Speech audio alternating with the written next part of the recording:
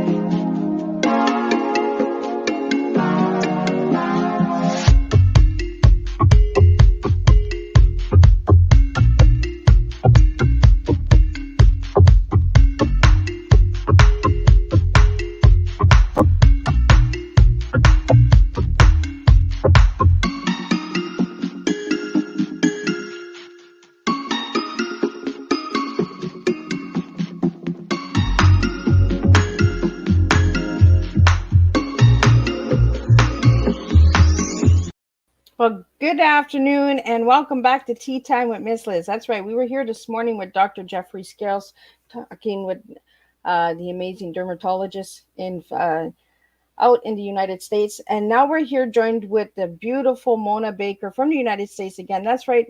This Thursday is all United States. We're in the States this week. So we have an incredible lady sitting in the back studio. So I don't want to waste any time. I want to get into it right away. So we're going to get the disclaimer going and we're going to get her bio. And we're going to get the beautiful Mona Baker in here. And we're going to talk about Actionomics. I hope I'm saying it right. I'm sure Mona will correct me.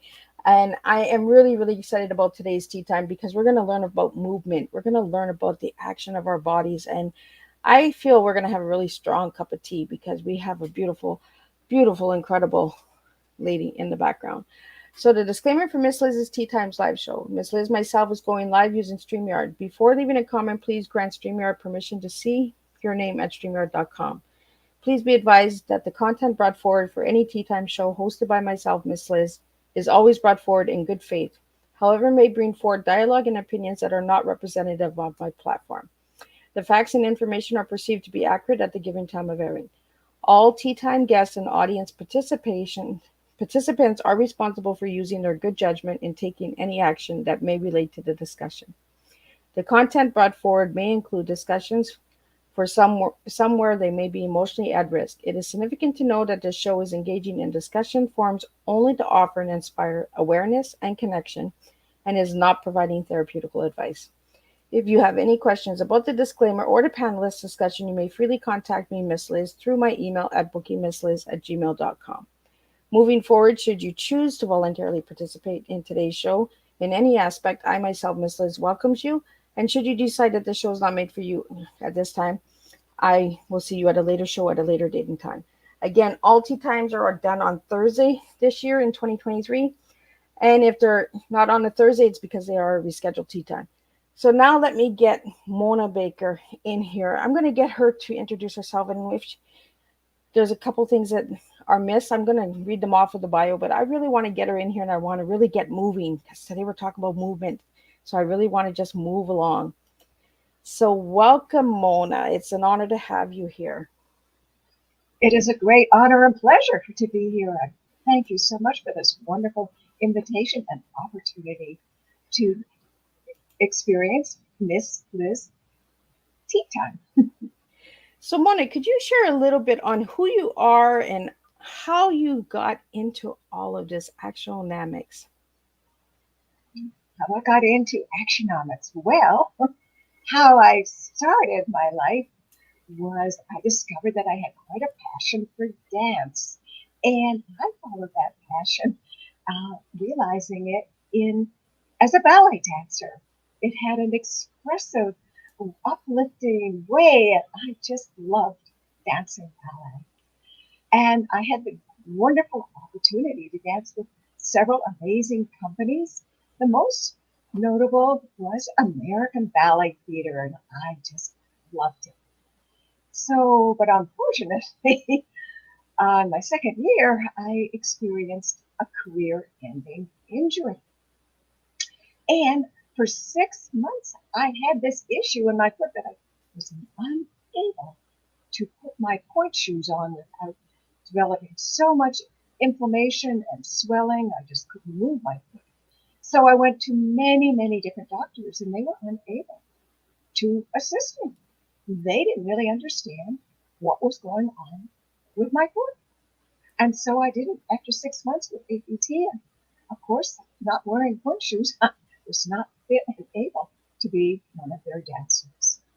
So I remember the last night I was carrying my theater case, leaving the theater at Lincoln Center, and passing the really beautiful fountains in there that are so inspiring.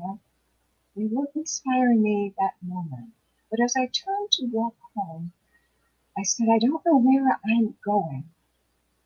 And then I thought, well, I do know one thing. I am going to find a solution to the answer to the problem with my foot. And then maybe I can help other dancers in such a way they don't have to experience what I'm experiencing now. So I first started in the field of movement because I realized that none of the doctors that I saw, when I asked questions, they didn't even understand anything about movement, but more importantly, I didn't either. So in New York, wow, what I'd read about, I found there was a beautiful, vibrant community of certified movement analysts that I joined, and I studied, and I loved it. It was fabulous. I was learning how to document and see movement as a behavior, something I didn't know. It was just great, and I was teaching.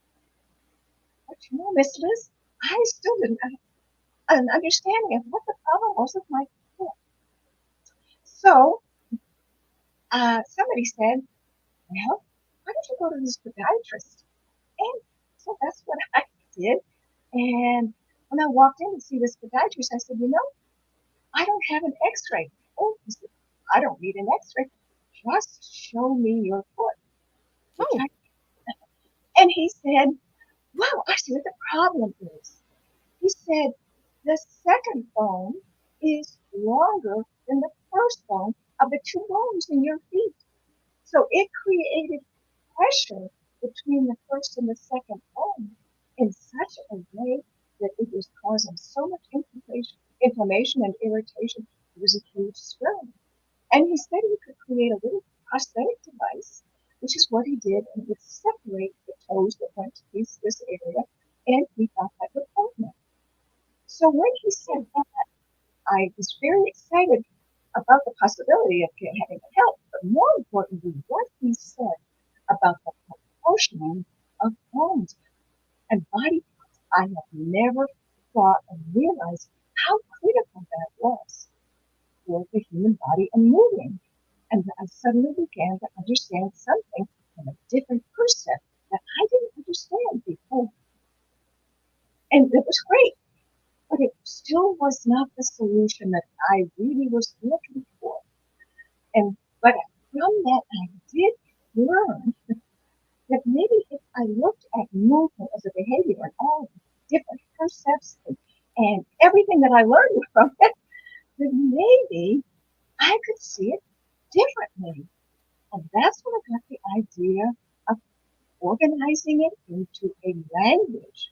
So I had to research how do we develop language. And that was really important because I knew as a movement analyst, the first pre-movement before we speak developmentally goes in such a specific and selective way that allows us to learn how to verbally speak. So I realized that that was part of our language learning experience. So Noam Chomsky's particular theory about how we acquire language spoke to me. And these two basic things were a subject and a verb. I understood that. I could now see from all the movement phenomena which um, phenomena was a category of a verb, which was a category of a subject. And I began to put them together in this mind and body way to engage so that the mind and body could speak selectively and specifically. And in the process of learning all of that, I sort of also discovered that the mind and body have the same kind of correlations as whether you're a visual learner, a tactile learner, or an auditory learner. We're very selective in how we coordinate our mind and body, and that is a big factor of having the right noun and verb work. And if they when and they're also coordinated well with the activity of your choice. And when all those three things come together, they say, "Wow, you have a real natural talent." And that's how that all is. But there are also ways to work that in so that you can have be your own natural talent in that. And that's what my patent is about in terms of how the psychomotor method, how we move. And so that's that. And then I realized when I first had my patent that this is a pretty abstract way of talking to people, and I can talk to movement analysts, but there are not very many of us. Yeah. We're growing in numbers, and I needed to solve that problem.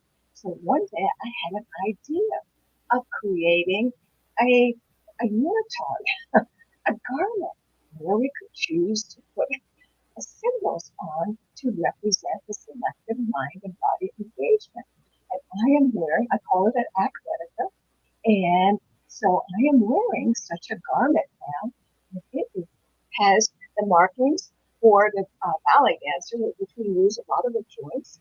There is a circle for a ball that rotates, and a kind of a diamond for a hinge that opens and closes.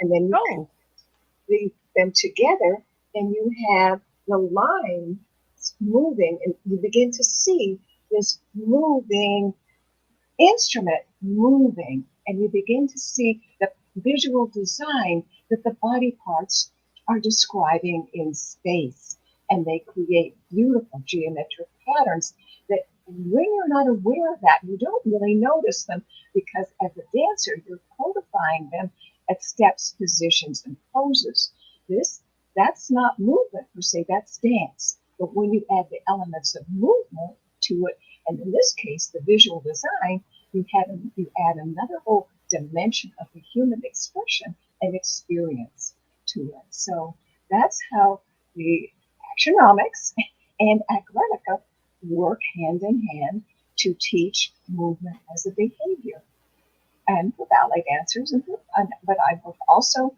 as a therapist because as I looked around and I began to realize most people in this country, at least, don't have a strong association with their joints. And the joints are so really very fundamental to how we move. If you remove all the soft tissues in the body and then you right down to that skeleton, what you are left with is the fulcrums and the levers or the joints and the bones. So that's why I go to that place of working and teaching people how to engage, teach their brain how to see and connect and locate and articulate those joints to be able to release the joints and then it releases the muscles. So the agonist and the antagonist movement of those muscles are working the way they're designed to move in a released and fully complementary way. So I teach, I'm at the Florida Integrated Medical Center as a practitioner, and I work with their clients that are everyday movers, people that come to the clinic for all sorts of different reasons, and but sometimes they come with pain in a joint or pain in a, and then I work with them to teach them how to repattern how they are moving their everyday movement, which is core for everyone, because all our dance, all our sports, everything is a variation and an elaboration on the theme of our everyday moving. So if you know how to move in an everyday way, everyday moving, then you'll be able to be optimizing whatever activity beyond doing that so much better if you're engaged with an active mind and body conversation. So, Mona, we have a question here for you. By being a former ballet dancer, has that helped you to understand the movements a little bit more deeper than somebody who wasn't a dancer? It gave me certain disciplines and certain orientation, but I have to say this is in the beginning, it was a huge, gargantuan obstacle. And when I first went to talk to Irmgard Barteniev, I said, I'd like to become a sort of certified movement analyst. And she looked at me and she said, when I had told her I was a ballet dancer, we've never had a ballet dancer get through this program. And I said, well, I'd like to try. The second week, I knew that we did a lot in this training. We did an awful lot of work lying on the floor. And it was really beautifully designed because you see, when you're working with movement, you're working with gravity. But when you're on the floor, you're in an environment where gravity is not such a big issue. And so you're in a purer state, a freer state of moving. And so we have been given this request in this class to just start moving like an amoeba, like formless. And I hear that, formless. You're a ballet dancer. I still haven't totally committed to giving up my ballet career. All the ones that I'd spent all these years, layer upon layer each day building that. And I could just see it all going out the door. And I said, I'm at a fork in the road when they came up and said, you're not doing it right. And I said, well, I'm where I'm at. So I let go. And I moved like an amoeba. Liz, it felt awful. I felt nude. I felt vulnerable. I had nothing. It took me to rock bottom. And I groveled with it. I know now what a crab or a lobster feels like when they shed their shell. I had nothing. I had no identity, and all of my peers did. They knew who their body was when they walked into that studio. I didn't know. So it made it, that vulnerability had, there's always nuggets in everything. It's a real challenge.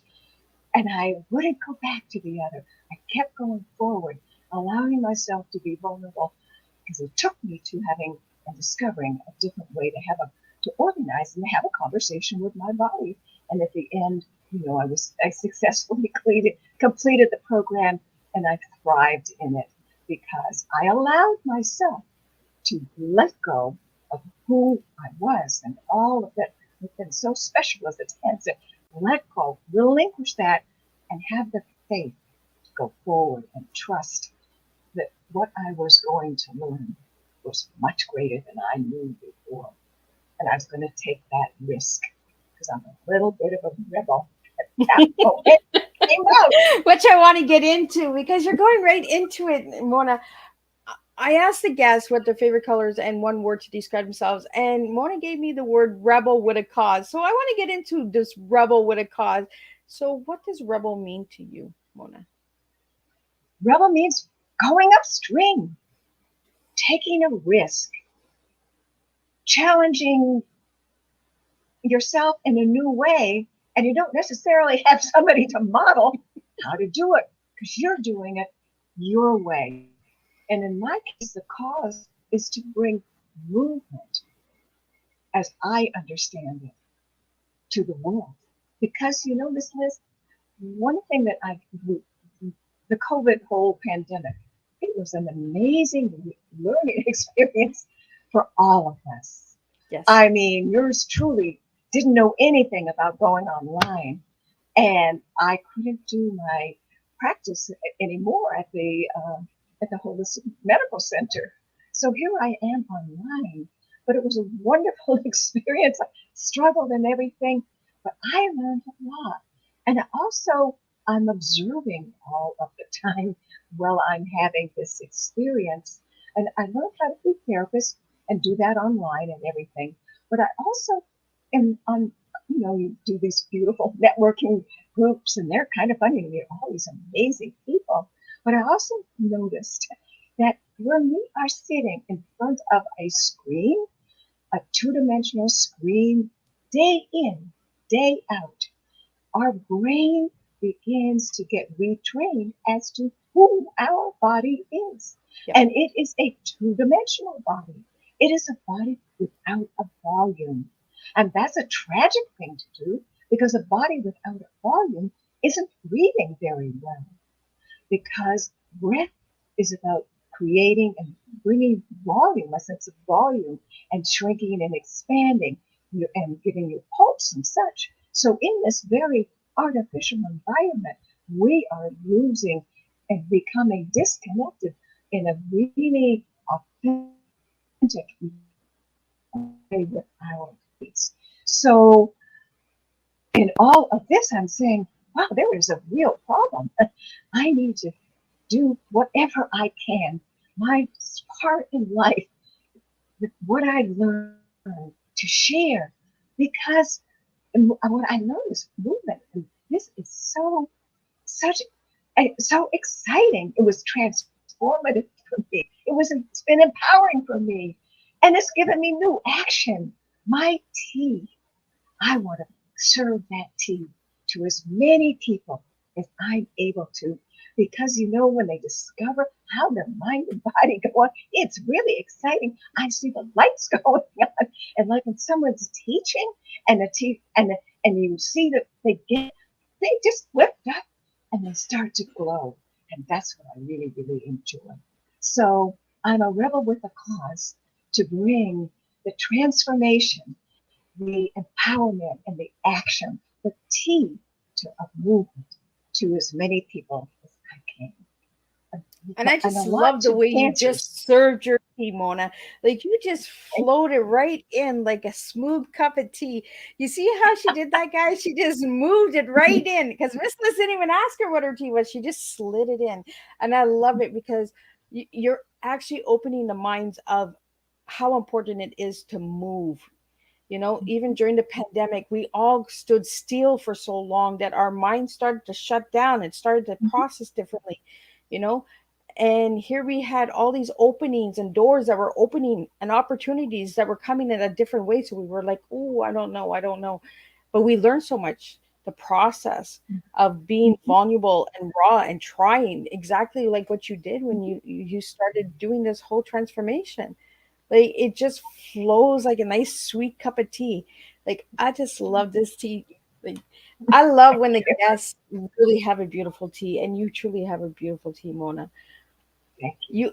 You also gave me the color yellow, and as you can see, I'm wearing yellow. So if you pay attention, Miss Liz wears the colors that the guests give her. So I try to get as close as I can. So I did find yellow, and I'm wearing yellow. So why yellow, Mona, is your favorite color? I love yellow because it's a color that I would connect with sunshine. It's the color that I feel happiness, lightness, and joy. And when I dance, I love the lightness. And so that's for me, is the buoyancy that comes from yellow. It's a happy color for me. I would have never thought of lights with yellow, Mona. Mm. Being a ballerina dancer, I'm sure you've had the light on you quite often, right? Because and ballerina dancers are mainly dancing solo unless they're doing a group performance, correct? Right? You do both. Right. So were you more of a solo ballet dancer, or were you a group dancer? So with ballet theater, I was working my way up to soloist. I was in the corps. With other companies, I was a soloist and some principal. you sort of have to do your time. And, you know, it's very strategic. As I said, it was in my second year when I had the issue with my foot. And part of the reason that you do your time is, and you go through all the parts, then you know the ballet inside and out by the time you get to be a soloist, demi-soloist, and the principal. So you are much more familiar with everything. And it's much, the rehearsal time, the learning time, the coaching time is much less because you're already so well versed in the ballet. You know the music. You know everything about it. You've lived it in all its different ways. So that's why we start. Everybody starts at the bottom, and just to have that exposure. So we do have a question for you, Mona. They're asking, was ballet dancing in your family, or were you the only one in the family that did ballet? So in my generation, I was the only one in my family that did it. But it's really interesting in the generations that have followed me. I have many that are taking ballet dancing, and they're doing really well, and they love it. I think one of them will probably pursue it professionally, and another was very passionate about it. She's decided she wants to be a physical therapist, and then her sister, who has danced and did very well, she is an ace volleyball player, and I think she's an ace volleyball player because she knows how to move as a ballet dancer, and it's amazing to watch her move. So it's really it's fun to see that, and I have to say it wasn't necessarily appreciated what I was doing by my family, because I guess I was a little bit of a rebel. They hadn't expected anybody to. Mona's been a rebel since she was little. Right. So Mona, we were in the background before the show started. We got to talk a little bit and break the ice and all that, which I do with all the guests. And we were talking about my daughter. She's a nurse, and the empathy of a dancer and working with people and that. And you're mentioning, I'm guessing these are grandkids and grandchildren or children of yours that are doing the ballet dancing, and they're getting into the field of working with people and movements. Mm-hmm. So is there a connection between the two of them? So yes, I mean, ballet dancing gives you a heightened awareness of your body and movement. It gives you also this gusto to push or release to the end. If you're always trying to go to the next level, so you're challenging yourself. So you're using all of your sensibilities to do that. So your sensibilities constantly grow. And you have to realize that dance is the mother of the arts. It uses all of the arts and the sensibilities in a very invigorated way. And so taking somebody who's done, like your daughter, who has danced in so many different styles for 14 years, that's wonderful. And then for her to have taken it into her field, a nurse, is amazing, because she walks in with not just an academic study and understanding of the body, but a visceral one, a sensory one that's alive, that she can attune and engage and respond in such a way. And she also innately, there's a lot of trauma that people see in that field, because people, they're taking care of people that have issues. But she also has better ways to afterwards to release that trauma, to change the muscle memory that we pick up in our muscles from seeing trauma. But as a dancer, and that pulse and all of that, when she leaves the hospital setting where she is, she can come back to her own identity and release it, and not carry around the burden of that trauma that for professionals in the medical field who have not had that experience, sometimes that trauma becomes very, very overwhelming to them and can create health issues in them just because they don't know how to release it just in an intuitive way that your daughter does, because she loved to dance. And when we're dancing, we're moving on the rebound. That's the bounce. We love that. That's what keeps us jumping around. You know, when we're in a developmental period, when we're just 6, 7, and even younger than that, we start being pogo sticks, right? We're playing with gravity. That's what we keep playing with as dancers. That's what we do. So we're actually, it's just beautiful, that rebound of gravity that keeps us, and it nourishes us. And it's, so your daughter has a built-in survival mechanism with her mind and body experience that she cultivated with all the discipline, all the training, all the experiences that she had as a dancer. So dance is such a powerful way of uplifting the human capacity and experience and just vision. So does that answer your question? Yeah, I just watched you for a second. My ear popped off. Oh, okay. But I wanted to get in because you're making some really good points, Mona, on dancing and trauma. So do you use dancing and movement in your everyday life to overcome trauma? So when I'm working with my clients, they come to me with just a huge amount of trauma in their bodies. Yeah. So yes, I do work with them with the trauma, but I work indirectly.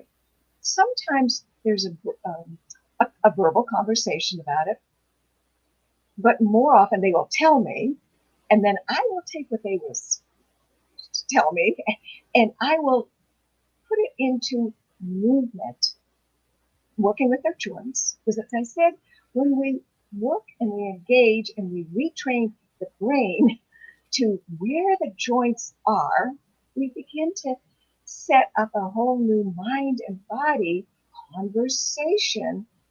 And so if that conversation is using that joint differently, and how it's moving, the agonist and the antagonist movements of those muscles begin to form a different relationship, one that's freer and one that doesn't have that trauma associated with it. So it's subtle about it, and how the joints that I select, the order of the joints, all pertains to how I understand that person's trauma, how I'm reading it. Sometimes they will come with a low back issue, and it's appropriate for me to start with their hips. But sometimes they will come with a low back issue, and it's appropriate for me to start with their knees. Oh. I mean, it is so I have to choose because of what preceded the issue that set up why they're having. Well, that makes really So, good sense. Right. That's the power that trauma has. You see, the other thing is we're walking across the street and we trip and we fall. Well, the street is where the cars come, and you tripped and you might have hurt your foot or something, but you're going to save your life. So you find a way to get from the middle of the street over to the other side. But you get there, but it wasn't the way that you were walking. It is a substitute pattern. Your mind and brain were already able to create this movement pattern for you to be able to get to across the street, but it was a substitute pattern, and it's not the way your body was designed to move and to move. And so that substitute pattern then becomes ultimately a norm associated with your moving. And even though the body begins to heal, it still has that trauma memory until you begin to erase it. And that's how I begin to erase it, by working with the joints that are in that sequence according to however that trauma happened. So I do ask about how they specifically fell or whatever it was, the issue. And sometimes it's several issues. Sometimes it's a compounded. They'll have an issue someplace, and they're moving as a substitute pattern, and then they'll have another issue, and so that's what it is. I have to uncoil that because you see, the body the universe moves in a spiral, and so do we. So I have to uncoil how all of these traumas and such were acquired. And that's the sequence. That's how I do that. I like that word uncoil because, we wind up so tight sometimes. Our muscles get so tight that we forget that we can just loosen them up by letting go, releasing. We hold on to so much tension. So is there 3 moves that you can show us to loosen up some of our joints? Okay. All right. That's great.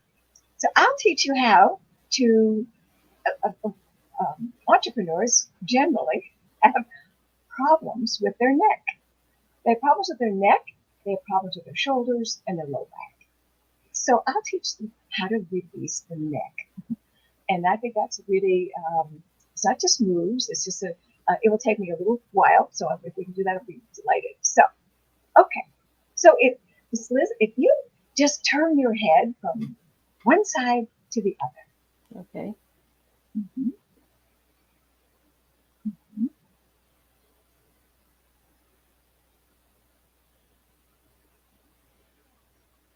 So, how do you think that you're turning your head from one side to the other? I don't know. When I was turning it to the right, my shoulder was popping, so I'm not sure what was going on, but my shoulder popped when I got to a certain angle when I turned my head. Mm-hmm. And then the other side, it was a nice smooth spin, but the other side was like a little pop. Mm-hmm. So it could be the way that the head is being held during the day that's causing Well, that, or it's because of not knowing how to turn it.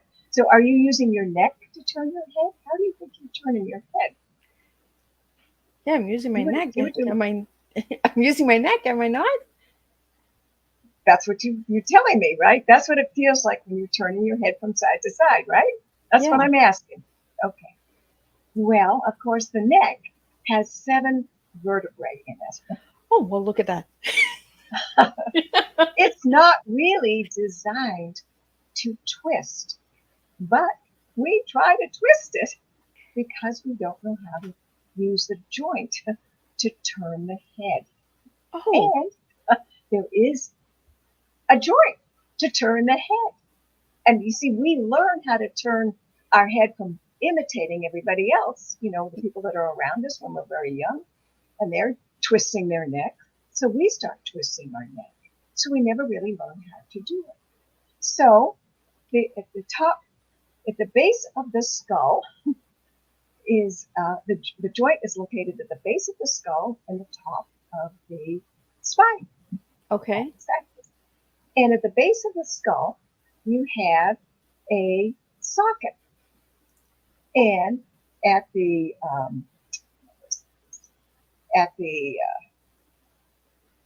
top of the neck, my face, you have a ball. With the happy face. Right. So this is what we're doing all the time. Oh, This is what we really need to be doing. And it's because we don't know where the joint is. We learn how not to do it. There's a big difference. There is a huge difference. Wow. Okay. So, right. So now, where do you think that this joint is located? At the bottom of the ball. Yeah, but where on your head base? Where is that? In your shoulders, like the top of your shoulders, right? Okay. Well, that's where okay. The reason this is why I'm asking you is because your brain doesn't know where it is. It would be telling look at that. you. Right. That's what I'm saying. The brain didn't learn where this joint was because we were imitating somebody else's movements, twisting the neck in this case, and the brain never had a chance to learn it. Or if it knew it once, it's forgotten. Okay. Well, they should be taught in school. Well, they don't. Well, yeah, I think so too. But anyway, so okay. So So where would this be if it's not where you're thinking it, not pointing where Right we're, at the top. okay. So and it has to be in the center because your head is round. It's like a Yeah. ball on top. So it's about here, your cheekbones. Okay. So yes, it is, literally. But sometimes I like to create a functional awareness because I want you to have more space here. Yep. So, Yep. and each joint has encapsulating tissues. And when the brain gets an idea of a functional location, it will release those encapsulating tissues to allow it. So I like to place it right above about an inch above your ears. I'm going to ask you to take your third finger because that's your axial, Yep. talking to skeleton, and you're going to place it just above, about an inch above your ears. Got it? Okay. Okay, so now I want you to image that with your mind, you're going to see this socket turning from side to side. It's the Okay. socket turning from So side to side. And you're going to push it with your fingers to begin with, just to invite the looseness. So the fingers are there's really, a big difference, Mona. yes, there is. Right, Wow. right. That is truly amazing. Right. So now that you've done that, and you with your fingers, drop your hands and just keep turning it from side to side, and let the back of the head lead. Oh, I see the difference now. Right. There is a difference because when I first did it, when you asked me to first do it, the movement was coming from the bottom of my neck. Mm-hmm. This is coming more of an elevate of the middle of the skull and Right. turning the head now. Right. Wow, look at that. Now, Right. isn't that amazing? Right.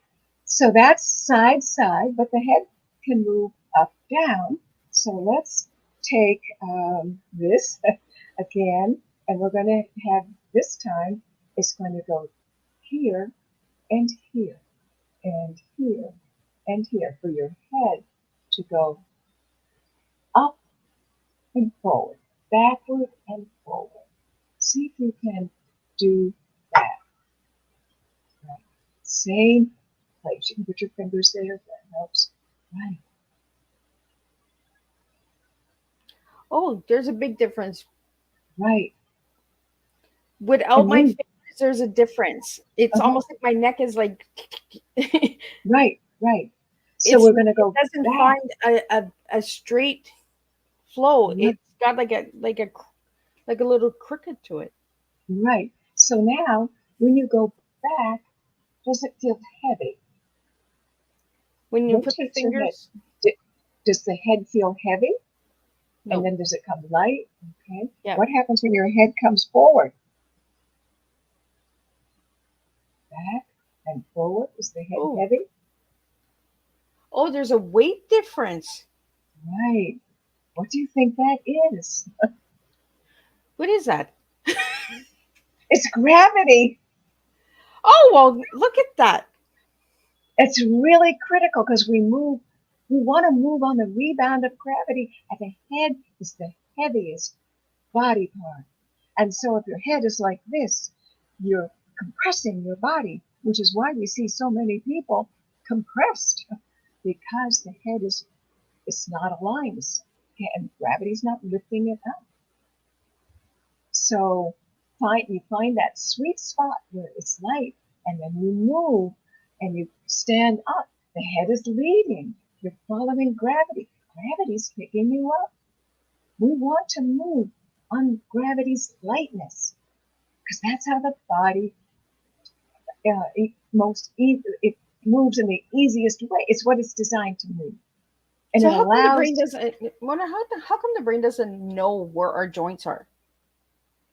because in that pre-verbal time, like we're lying in the crib, and we're watching our caretakers, whoever they are, because we don't know anything. We only know the womb. We don't know. We just see them moving, and so we've got to figure out how we're going to live in this new world. So that we're watching the arms move. We're playing with the arms. We're watching, and the legs begin to kind of move, and but we get that all seeing how the people around us are moving, and you can, if you really pull back and watch in families, like a mother and her daughter or something, and you just watch in their subtleness of their movement, you will see how the daughter picked up the somatic, energetic patternings in the muscles. I was going to ask you about that because when I did some research on you, Mona, the somatic came up, and I was like, what is that somatic? So somatic means of the body. Okay. And the senses and the body coming together. It's an awareness term because understanding our bodies. Right. When you look at the body in the academia, they're not necessarily looking at it. They're looking at it anatomically, which is different. In this, yes, somatic therapists, we know the anatomy and the physiology, but we go one step or two or three or four steps way beyond that and move that into human behavior. So, but it's dealing with the visceral, the somatic, the sensory, and becoming aware of that and using that. We're not machines, Miss Liz, and we have biomechanical notions of that's how the body moves. But we are not machines. We are moving instruments. That's what we are. So we have a question here for you, Mona. It's asking, what causes double joints? So lots of people have, another term for that is hypermobility. Okay. And you have ligaments and you have tendons around each joint. So the ligaments hold joint to joint, and the tendons hold muscles to joints. That's how that works. And so there is a certain people that are hypermobile.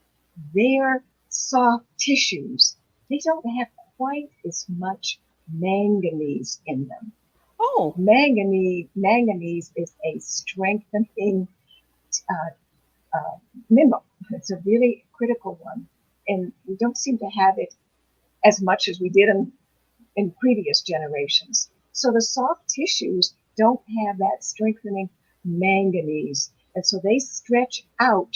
And when they stretch out, they get a little bit out of alignment because the ligaments are too loose. And so that's what that is all about. So in this situation, I don't invite that person to really stretch and take that joint all the way out, because what happens is the muscle memory that gets associated with that move is going to want it to go all the way out, whereas you want to train the muscle to say, oh, we just go this far, and then we'll keep it aligned. It's in ballet dancing. You'll sometimes see a dancer they're called hyperextended, and you'll see these beautiful legs like that, and they have this hypermobility also. So, but the double jointedness is the soft tissues of the ligaments are just too soft. They're too stretched. They've been too much pulling and yanking and such, and so just it's not as good a thing to have. So. I want to get into, we're getting so close to the hour. Like I could talk for hours with you, Mona, about this because there's so much to learn. I want to get into the JRA moving instruments. What are those? So I have a program where I work with the 13 joints of the body, to joint releasing activation. This is kind of this is a program that I initially started for dancers to begin to teach them where their joints are and where they would release the joint. They would find the joint, identify it, and then they would release it. And then they would activate it. I activate it, and it's like this. So this one is passively, but this hand is doing the moving like this. This, my second hand is moving it, and this one, it's moving itself. So I'm going through, we're teaching and reminding the body of the location specifically of all these 13 joints as we go through them, like, and they correlate with the athletica that I'm wearing, so that the dancer then has imprinted in their body their moving instrument before they even start class.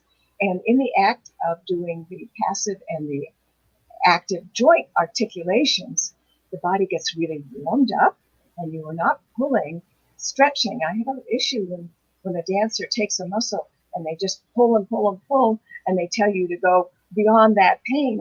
That pain is a stretch reflex mechanism. It's like the brain of the muscle. Only go that far, and until it's ready to release. But as I said, if you activate the joint, then the muscle will probably release. So I don't ever, because if you can destroy that stretch reflex mechanism, you lose so much of the vitality and the rebounding aspect of that muscle. It won't work as well, ultimately, if you overstretch.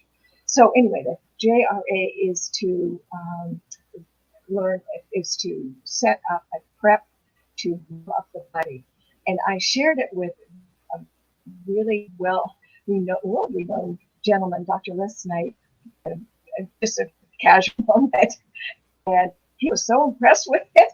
He said, I want you to be in my seminars and teach the physicians and the law enforcement officers about this. So I did that for a number of years. And that was a really interesting experience, I must say, because most of them, particularly the law enforcement officers, I'm almost 5'5", but I'm petite. They could be really, and they'd be looking at me, well, what's she going to do for me? Because they're on this big muscle. I said, you'd be surprised. By the end of the class, I had them releasing it, and they could move because you can get muscle bound. And so that's that. So, but that's what it is. It's a special joint releasing and activation in a particular series, going through the joints in the body to set up, to be able to prep the body, warm up, to be engaged with your moving instrument, to be able to then take the class, and it will set you up and balance you in such a way the likelihood for you to get injured is pretty remote unless something happens to your shoe breaks or something. But I mean, I'm just saying it's a wonderful injury preventing kind of joint articulation program. So, and I also noticed that you have therapy and dance on the website. So could you tell us a little bit about those two programs that you have going on? So in therapy, most of the times it seems I will need to see that individual, that person, if they come to me with an issue, because I like to be able to develop a customized program that works just for them and relative to the injury or the issue that they're having, to be able to move beyond it and resolve it.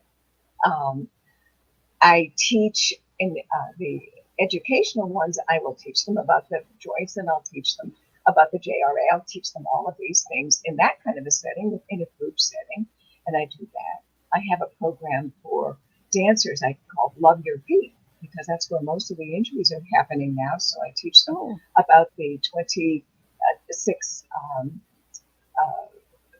bones and 31 joints in the feet, how to articulate and how to release them, so that then they can start to begin to have an injury prevention movement use of their foot.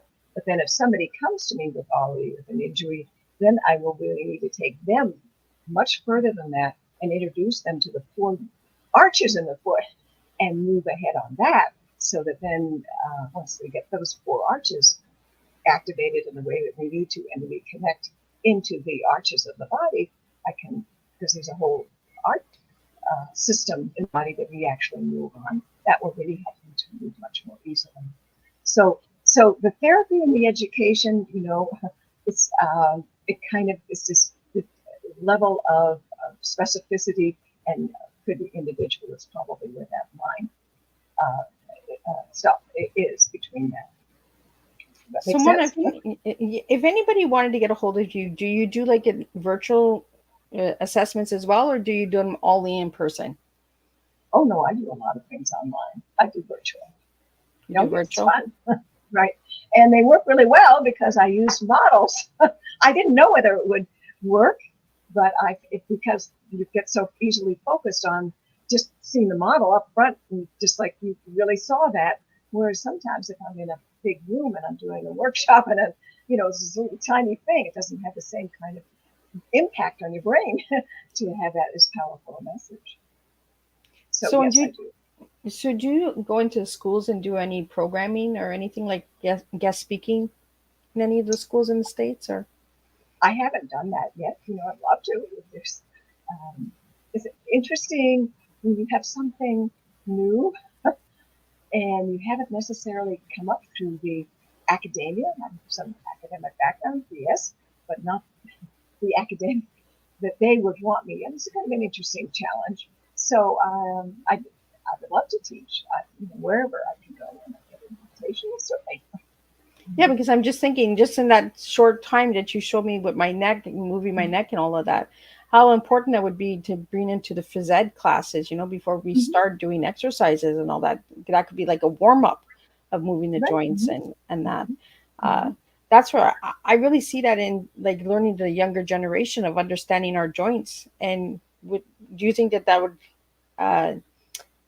give us less injuries in our muscle in the joints in that as well if they were educated on that?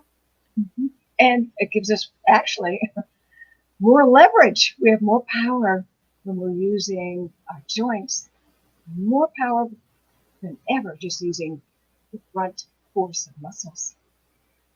So what message would you like to get out there about actiononomics? Am I saying Actionomics. Actionomics. I can't say my lips, the joints in my lips. The actiononomics. And what message would you like to get out there to the listening audience? So the message that I would like to get out is to begin to have a different appreciation for your body. It's your body as a moving instrument. And the sensory experience that you have when you're moving, not just pushing in a quantitative way, but in a qualitative way. Because when we're exploring and moving qualitatively, that's where we discover new things, new opportunities.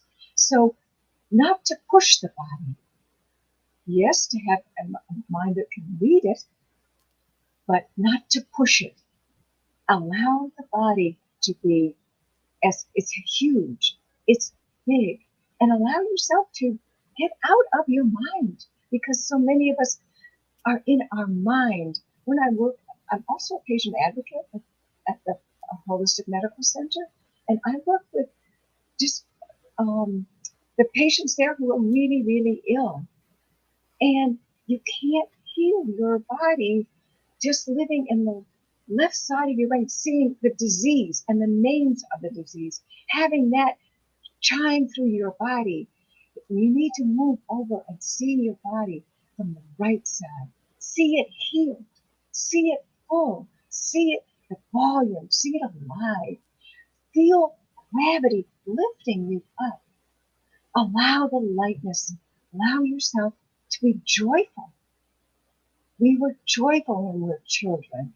We moved, we climbed trees, or whatever we did, but we took joyfulness into that was our lifestyle.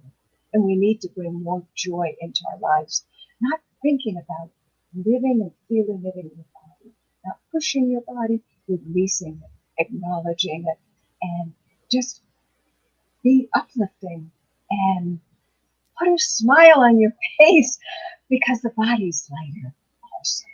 We have so much to look around and see the beauty of life. We have so much to be so grateful for.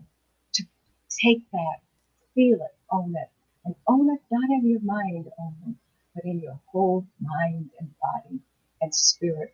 They all work together for the greater good.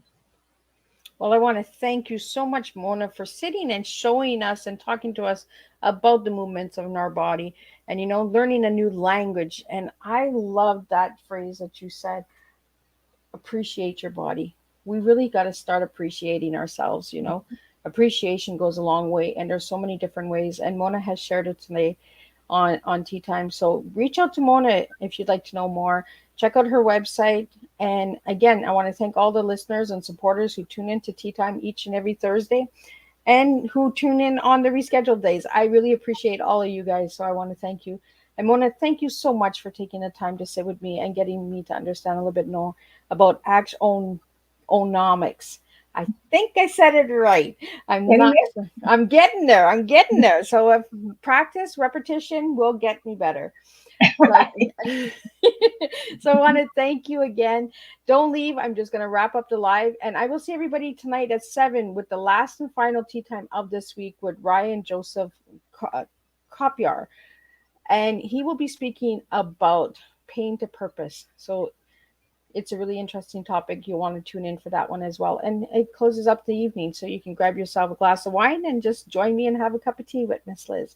So until then, I will see everybody at 7 p.m. Eastern Standard Time. Again, Mona, thank you so much for sitting down and having tea with me. I really had a pleasure today.